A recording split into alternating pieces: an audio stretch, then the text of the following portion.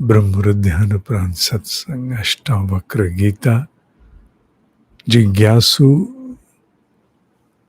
राजा जनक एक विकसित आध्यात्मिक साधक, निदान करता ब्रह्म ऋषि अष्टावक्र जी महाराज विशुद्ध वेदांत निष्कर्ष हमारे समक्ष अष्टावक्र गीता के माध्यम से व्यक्त होता।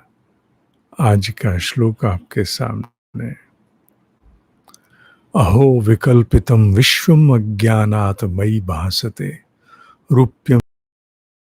आश्चर्य है कि कल्पित संसार अर्थात जो कल्पना पर आधारित है, कल्पित संसार अज्ञान से मेरे में ऐसा भासता है, प्रतीत होता है, जैसे शुक्ति में चांदी, माने सीप में चांदी, रस्सी में सर्प, सूर्य के किरणों में जल भासता है। कहने का तात्पर्य है कि आश्चर्यचकित है राजा जनक एक जागृत अवस्था को प्राप्त करके, कि कितने आश्चर्य की बात है कि ये सारी प्रतीति मेरे ही भीतर है और मेरे भीतर ये पूरा संसार ना होते हुए भी अपनी प्रतीति देता है, जैसे सीपी में चांदी, रस्सी में सर्प। वेदांत के हमारे प्राचीन उदाहरणों में रस्सी सर्प और घड़ा और सीप चांदी, ये उदाहरण बहुत प्रयोग किया गया है। बहुत से ज्ञानियों ने, आदि गुरु शंकराचार्य जी ने भी अपने अनेकों प्रकरण ग्रंथों में इन्हीं तीन उदाहरण का उल्लेख अलग अलग स्थानों पर किया है। तो यहाँ राजा जनक आश्चर्यचकित हैं कि बताओ, मेरे ही भीतर ऐसा अज्ञान कि मेरे भीतर ये कल्पना पर आधारित संसार ऐसी प्रतीति देता जैसा कि पूरा यथार्थ है। अगले श्लोक में वो कहते हैं, मत्तः विनिर्गतम विश्वम मयि एव लयम एष्यति वृद्धि कुंभ जले वीचिः कनके कटकम यथा। मुझसे उत्पन्न हुआ यह संसार मुझ में लय को प्राप्त होगा, जैसे मिट्टी में घड़ा, जल में उसकी लहर और स्वर्ण में भूषण विलय हो जाते हैं।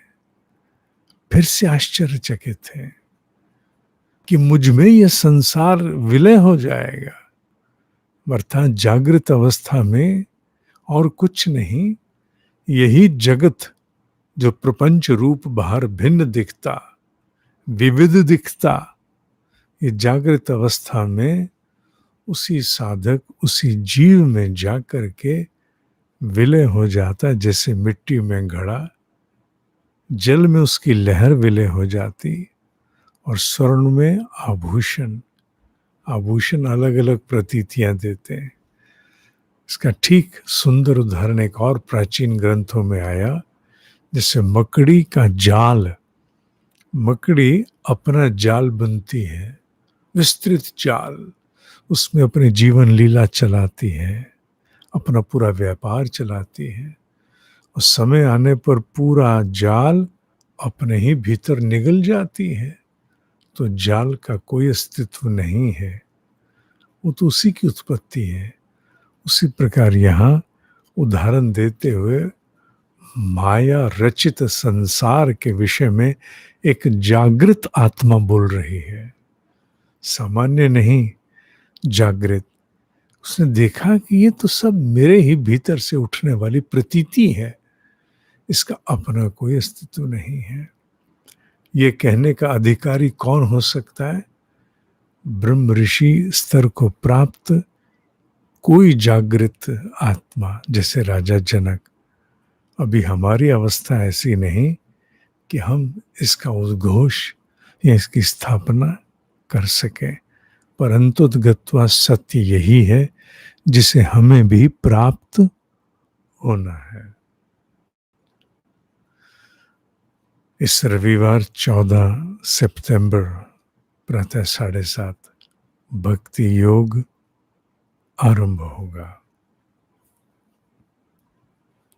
ओम ही सत्य है, ओम ही सत्य है, ओम ही सत्य है।